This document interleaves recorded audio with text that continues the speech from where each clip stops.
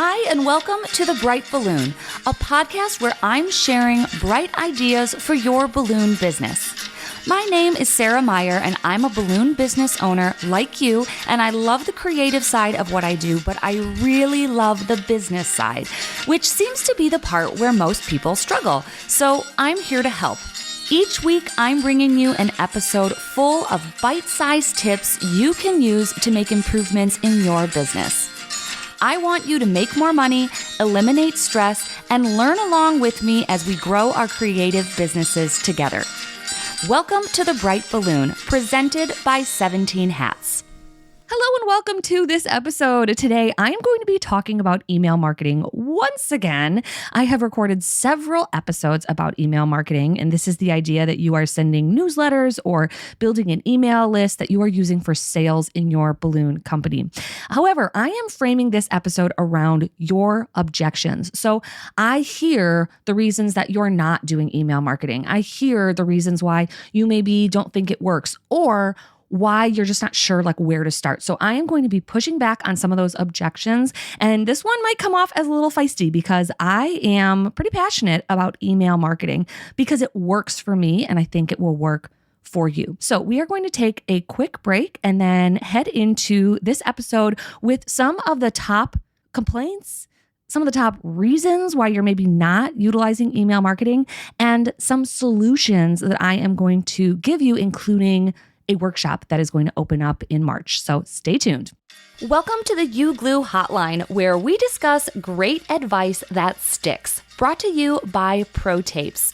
If you have a question or some great advice to share, click the link in the show notes to call in and leave a voicemail. Hi, Sarah. This is Christine Garcia, and I am the owner of Paperclip Party Creations, and I am based out of Edmonton, Alberta, Canada. And I just want to say thank you for this podcast. You have taught me so much over the years. I've been listening to you since COVID began, and I've just loved it every single week. My question to you is based on the fact that you used to be a face painter and a balloon artist, because I'm currently doing the same thing. I do face painting as well as balloon artistry, plus I have an additional business. I just feel like I'm being pulled in so many different directions, and it's hard to focus on one thing and move forward on it. So I'd love to know, how you decided to leave face painting, which is just so much fun, to go completely over to balloon decor. Thank you so much for your help, and I wish your family tons of success, and have a great day. Bye. Hey, Christine, thanks for calling in. Great question. So for me, it was money. It was just money.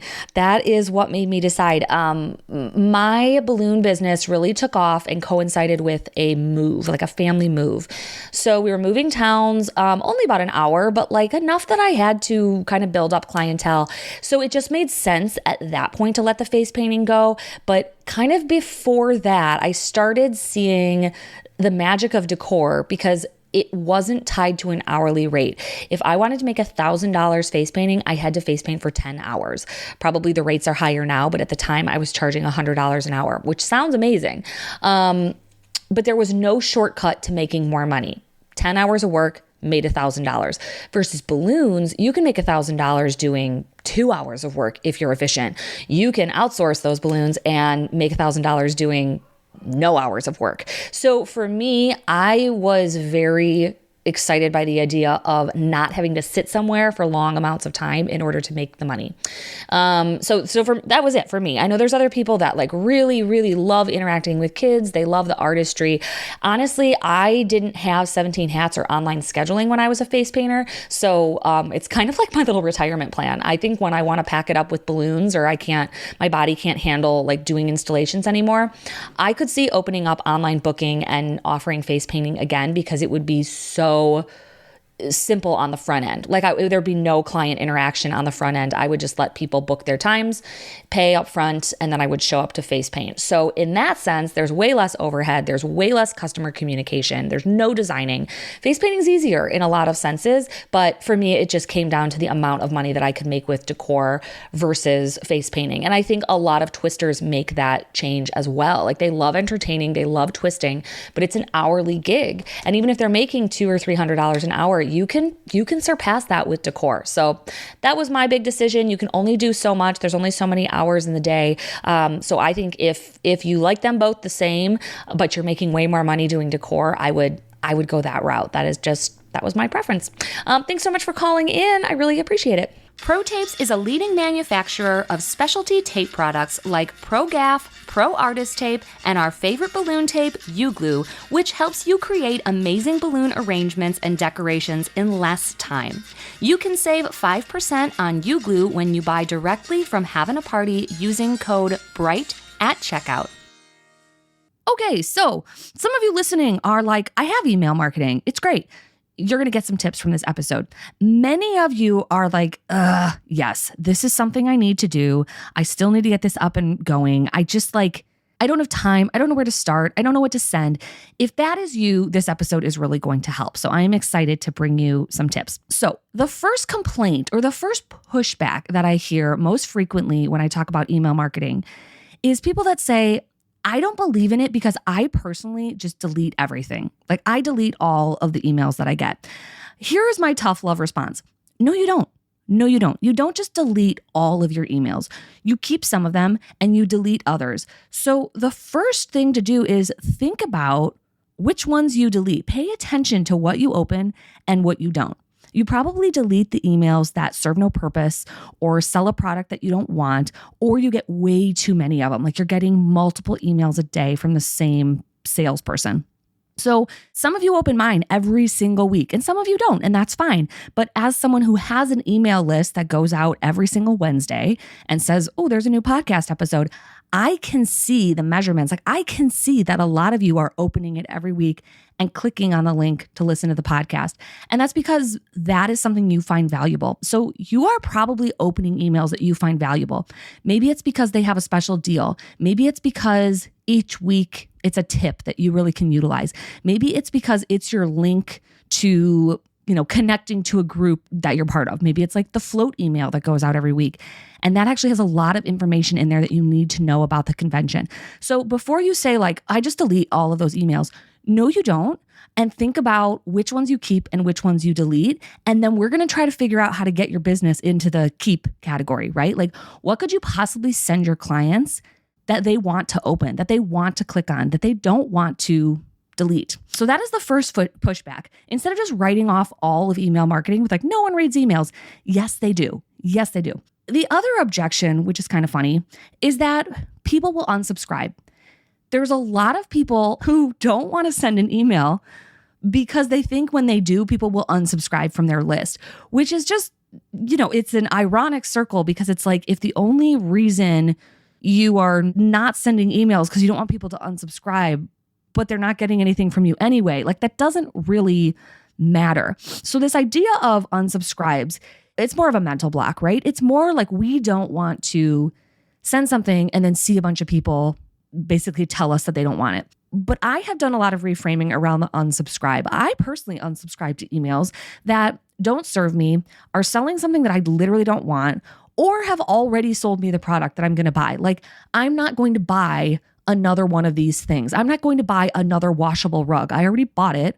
It's fine. I don't need the emails anymore, right? So not every unsubscribe is like an unhappy person who hates you. A lot of times it's like they've already gotten the thing that they need. Maybe they've already planned their 50th anniversary party and they just don't want balloons anymore, right? Like the first thing to keep in mind about the unsubscribe is like, it doesn't necessarily mean a bad thing. Maybe that person just like moved away, like they're no longer in your area and they're never going to use your services. So my secret to dealing with unsubscribe phobia is don't check it. Do not turn on your notifications to let you know when someone unsubscribes from your email list. Don't give yourself that bad energy.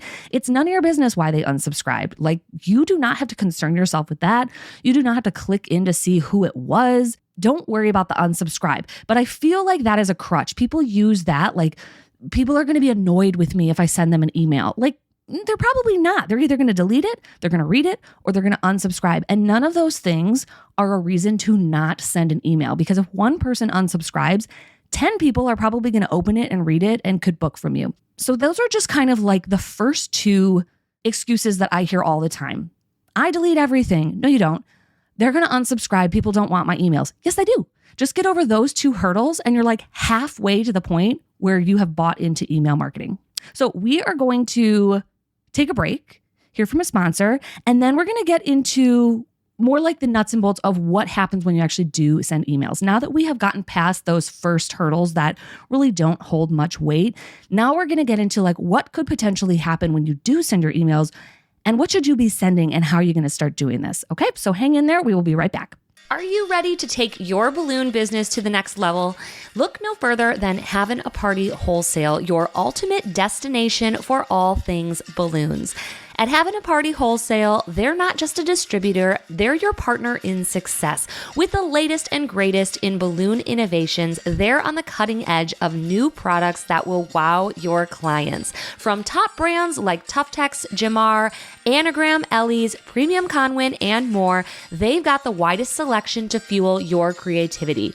Elevate your balloon business with premium quality balloons and accessories that'll make every event unforgettable. Join the successful league of professional balloon artists who shop at havinaparty.com. Okay, welcome back. Another objection. Let's talk about one more objection before we get into what we're going to send. A lot of people don't want to spend money on email marketing. It costs money. So when I talk about email marketing, you are not sending these through like your Gmail account, right? You're not just like BCCing a bunch of people and sending an email. You need to have a platform. You need to have MailChimp. You need to have Flowdesk. And I recommend Flowdesk. The reason why is because MailChimp puts limits on you. And I just don't want any limits, right? Like I don't want to subconsciously keep my email list under $200 so that it's free. I don't want to know like, oh, if I send this email, I don't have enough sends left later in the month to send another email. Like I don't want any limitations, which is why I switched over to Flowdesk. So that's Flowdesk. It's really nice. It's very intuitive. It's very pretty. It does cost money though. And I think a lot of people are like, I don't want another thing that I have to pay for, especially if I'm not going to use it, right? Like I don't want to pay for a platform that I'm not going to use. So the first thing is we're going to use it. You need to start using it. And the second is I pay about $20 a month just to give you a framework. So I have a coupon code that will also get you that same deal for Flowdesk. It will be linked in the show notes. But $20 a month is kind of what you're talking here. So here's what happens from my last email send. So I sent out a newsletter and it said, I'm expecting, I'm pregnant, I'm due in February. So your jobs will not be interrupted whatsoever. We have a team prepped and ready to go to deliver all of your party decor. I got like probably 15 congratulations responses from just people that opened it, saw I was pregnant, sent me a friendly congratulations. I also got a corporate rebooking request for September saying, hey, we know you're going to go on maternity leave soon. We just want to make sure that you have us on the calendar for our annual September event. So that's a $1,200 job. That came from that email. Then I got a country club that said, hey, we want to book you for all of our summer parties. You always do the 4th of July, but we have 3 other parties. We have like a magic night. We have a kids night. We're doing a disco night. We want to make sure to get you on the calendar for all of those. So on average, they do like an arch, right? They do like an arch and centerpieces. So that's at least $500 3 times. So what does that come out to? $1,500 plus $1,200 in booked jobs from an email that I sent that literally just announced I was pregnant. That's all it said. I wasn't selling anything. And the cost of sending that email was $20 a month. So my $20 investment got me, what is that? $2,700 in booked jobs. So the idea that you don't want to spend money on an email platform is, again, kind of like another excuse. Like, I don't want to spend $20 to make $2,700. That doesn't make any sense. And I'm not saying that you're going to book $2,700 worth of jobs every single time, but I usually get 1 or 2 bookings, or I at least get a, hey, congratulations, or like, hey, this looks so cool. I get like a touch point from a good customer, and that is worth more than $20. So if I think of that $1,700 or $2,700 that I booked, that multiplies what I spend on my email marketing for the entire year. So in my mind, I can think like that cost has been justified for the entire year. I no longer have to worry about like, is this worth it? Am I getting bookings from it? Just this 1 month alone, I've paid for my year. So I'm not going to sweat it anymore. So if you are not taking the jump into email marketing because you don't want to pay for another platform, I get it. But the rational side of your brain has to take over and know that like sending an email that could potentially bring in thousands of dollars of work is worth $20 a month. Now, you have to do it, right? It's not worth it if you're not going to send emails, which leads to my next objection that I get all the time. And this is probably the most solid objection. This is one that I can get behind and be like, yeah, I get it. And that is, I don't know what to send. Like, I don't know what to send. I believe you, Sarah. I want to do email marketing. I know I should be doing email marketing. I just don't know what to send to my customers. So I get it. I get this one and I understand it. But probably you haven't tried very many things. Like, how long have you actually spent brainstorming ideas? Probably not much. You're probably just like, I don't know. I don't know what to send, so I'm not going to do it. Versus if you took 30 minutes to sit down and come up with actual ideas that served your clients, like what could I send them so that I am in the open category, not the delete category? What could I send them? Like, how long have you sat down and actually brainstormed that idea? If you spent 30 minutes, I bet you could come up with 12 really good ideas, and that's a year's worth of email marketing. So maybe you're going to send them a coupon. That would get me to open an email. Maybe you're going to send like a family announcement, just like an update on what's going on in your life and in your business. Maybe you are participating in something cool, like a big balloon build, or you're hosting something like a mini session for Valentine's Day photo shoots or something like that they can participate in. Maybe you're sharing community events that you're decorating. Like, I know I am decorating my local Winterfest, and I have nothing to do with that other than I'm providing the balloons. And I can just kind of take all of that Winterfest information off of our local community website and share it with my audience. And that's something that like they'll probably click on. They'll want to know when they can go and eat in an igloo and slide down on, ice sculpture. Like, we have all these cool things that I can promote that I'm not planning. So what type of things could you put in an email that make it worth opening? And how long have you spent actually creating that content? Along those lines, I have a download for you. It is ready to go, and it's 50 ideas of what you can include in your newsletter. So that is just a list of ideas that you can sign up for using the link in the show notes. So in exchange for your email, I'll send you that list of 50 ideas that you can use for your email marketing. So it's just a list, and it'll just get your wheels turning and give you a couple ideas. And a lot of these ideas are ones that I have used in my marketing. So I hope that that helps a little bit. The other tip about like, what can I send, is to repurpose content. What are you already posting on social media? What are you blogging about? What do people have questions about that you're already answering in emails? What's exciting in your life? Email marketing content doesn't have to be original. You're probably already creating content in some way, and you can repurpose that. Like, you're probably already posting on Facebook and Instagram. Take that content and put it into an email and send it out. So it doesn't have to be like brand new, exciting, groundbreaking information that they've never heard before. This is just a new way to kind of package and deliver.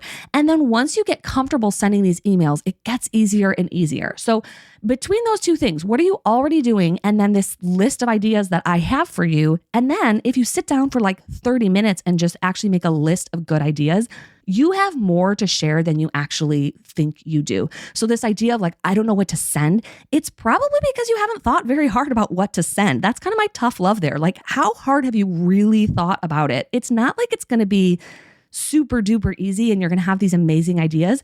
But if you take 2 seconds, you probably have some ideas. Like, you probably have an idea that's worth sending out in an email today. All right, let's take another break, because if you can't tell, I am out of breath and need a sip of coffee because, oh, the joys of pregnancy, they just keep delivering. I run out of breath like after 2 words. So we're going to hear from a sponsor, and then we are going to get into the who, because that's another big objection. I have no one to send this to. So like, who am I going to send these emails to? And we will get into that after this short break. Are you driving to do an installation right now? Have you ever had that experience of while you're driving, your phone rings and it's a great potential customer, but you're on the middle of the freeway and you can't take the details of the order down, and so you're really worried you're going to forget everything? Well, there's a really great way to solve this. It's by having an answering service. If you'd like to learn more solutions to the balloon decor business problems you face, then come on over to balloonsuite.com. We have a blog full of expertise, and we offer packages that help you get your sales on track to reach your goals. Come on over, learn more, and you can subscribe at balloonsuite.com. Okay, welcome back. So another objection. Even if you've bought in up until this point, you're like, yes, I want to send the email. Yes, I have ideas. Yes, I got your download. I'm ready to go. And then you might think, well, shoot, I don't have anyone to send it to. Okay. Yes, you do. Yes, you do. anyone you've ever worked with, you can put on your email list. If you have clients, they can be on your email list. Don't overthink this, right? People are like, oh, I need like a fancy opt-in. I need 1 million people. Unless I have 2,000 people on my list, it doesn't even matter. No, absolutely not true. Whoever you have worked with in the past, they have given you their email. And that, in my mind, again, I'm not a lawyer, but in my mind, that is consent, right? Like you have already emailed back and forth with them. They have filled out your form. They have given you their email. You have emailed them about their former party or their past party. You can email them, put them on your email list. And if that's 10 people, that's fine. Like imagine if you sent an email to 10 people and one of them responded. That's a 10% conversion rate. Like that's really, really high. So start with whoever you already have as a customer and they already love you. Like if you're nervous to do this, just know that like these are already happy customers that want to see you succeed. They want to know what's going on in your business and they want to help you win. So don't be nervous about their response. And if you have a small email list, that's fine. Like you could run a business with 50 clients, right? Like you could run a very successful balloon company with 50 to 75 clients a year. That's more than one job a weekend. So you don't need to have thousands and thousands and thousands of clients and people on this email list to make it worth it. Remember, your email list is just to kind of stay in the front of their mind. You would be shocked how many people think like, oh my gosh, I forgot this person exists, even though I used them 6 months ago. And now we have that other thing coming up and I'm totally going to reach out. So you don't need to have 1 billion clients. Start with the people you've already worked with that love you, add their emails to your email list. Or the other thing that you should do is work towards creating a reason for people to join your email list. This is where you start kind of cooking with gas because then you're getting people on your email list that haven't worked with you yet. So you have happy customers and you have interested customers. So if you can give them a reason to get on your email list, that is when email lists start really, really working for you because then they're bringing in new customers. So I just did this. If you think like, how would I ever get someone to sign up for my email list? I just did this in the last segment. I told you, go to this link, sign up for this thing you might want, these 50 ideas for email marketing, and just give me your email list or your email address, and then I'm going to send you this free resource, right? This is like called a freemium. It's like a premium, but it's free. So that is a transaction. Like I am giving you something in exchange for your email address. And you can essentially set this up for your customers. The most likely way that you are doing this as a consumer or that you could set this up pretty quickly is to have a pop-up on your website that just says, join our email list. Now, the incentive for me isn't really there. If it says join our email list for 10% off your first purchase, yeah, I'm there. Like, especially because I'm probably already on your website to buy something. If I then get to sweeten the deal with a discount, yeah, I'm for sure giving you my email. Because again, remember, they can unsubscribe, they can delete. Like, it's not threatening to ask someone for their email. So if you kind of set yourself a long-term goal of designing something that would be worth an email exchange, that's where you're going to start building your nice, big, interested email list. And then you're going to start sending them even more stuff that they want to open, even more content.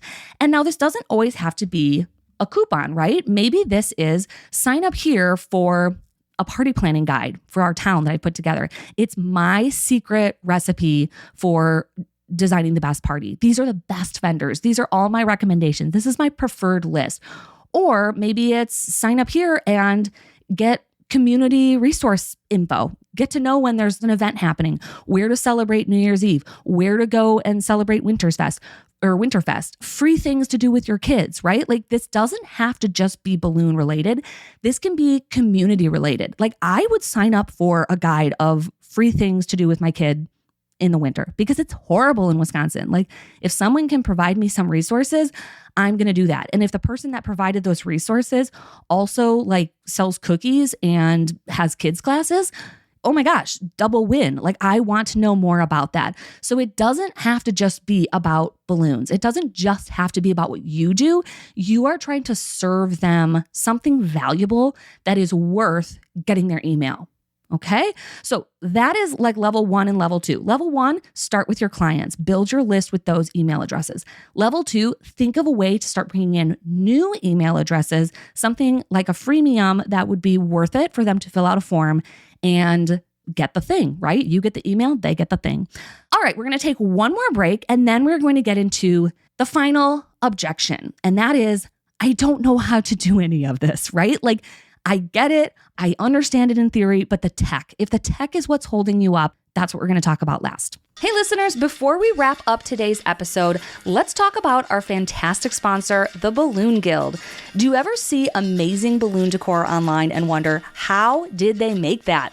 The Balloon Guild is revolutionizing the industry by standardizing recipes, SOPs, and offering unparalleled training. Their mission? To elevate balloon artists worldwide, ensuring efficiency, profitability, and unparalleled professionalism. For business owners and their teams, the Balloon Guild isn't just a resource, it's a game changer for growth and development. For me, it's been the ultimate shortcut in finally getting things out of my head and onto paper, so I'm not making things up on the fly, and so my team can work together to create consistent, fast decor. Visit their platform today at theballoonguild.com or by using the link in the show notes. New recipes and resources are released every month. All right, welcome back. Final objection.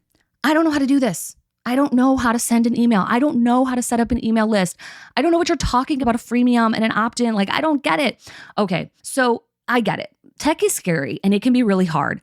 And instead of recording an entire episode about how to set up an email list, I'm going to show you.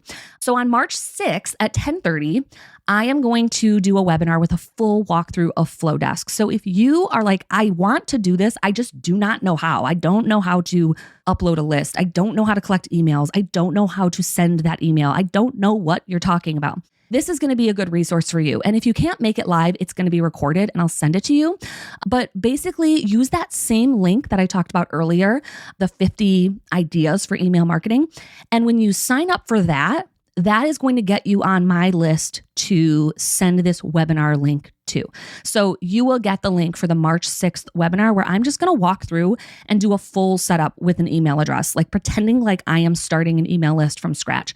So you can see where I click, you can see what it looks like, you can see how I set up that email and how I hit send, and some other bells and whistles for Flowdesk as well. So if you are interested in that, that link is the same link as the 50 free ideas to start your email list. And as long as you're on that list, I will make sure that you get the link to sign up for the webinar. So again, that's going to be March 6th at 10:30. It will be recorded. So if you don't make it live, you'll get the recording after the fact. So no risk at signing up. It'll give you a full tour of Flowdesk so that you can actually figure out like how to get this up and running this year. Because I know a lot of you have email marketing on your to-do list, but it's definitely one of those things that can always get pushed to the bottom because it's not urgent.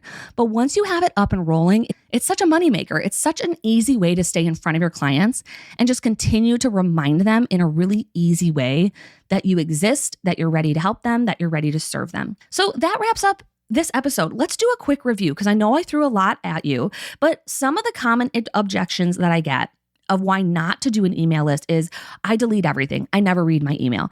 That is just simply not true. Yes, you do. You run a business, you read your email, and you know which ones you keep and which ones you don't. It's just about figuring out how to get into that keep pile instead of the delete pile.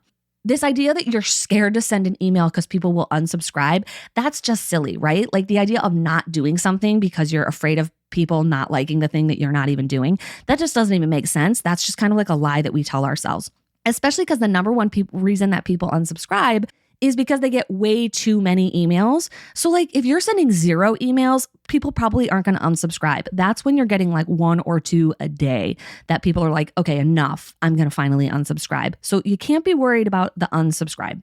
The other thing is the investment. You don't want to spend the money, but remember, you're spending money to make money, and I'm going to show you how in that webinar.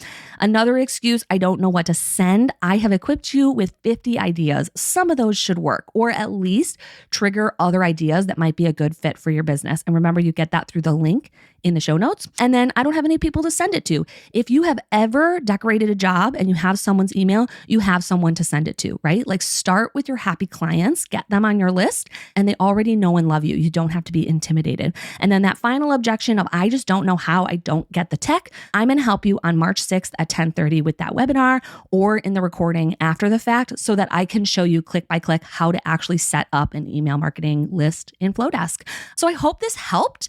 And if you are up and running on your email list, maybe you just need those 50 ideas to give you a little boost, some additional ideas for the year. But I wholeheartedly recommend email marketing. It is such an easy way to get in front of your customers, hold yourself accountable, and you don't have to run a sale every single weekend. These can be simple emails just promoting stuff that you're already doing, that you've already done, celebrating your wins, celebrating your community, and providing a little bit of value to your customers. I hope you enjoyed, and I will see you in the next episode. Thanks for listening. As usual, I tried to keep it bright and light.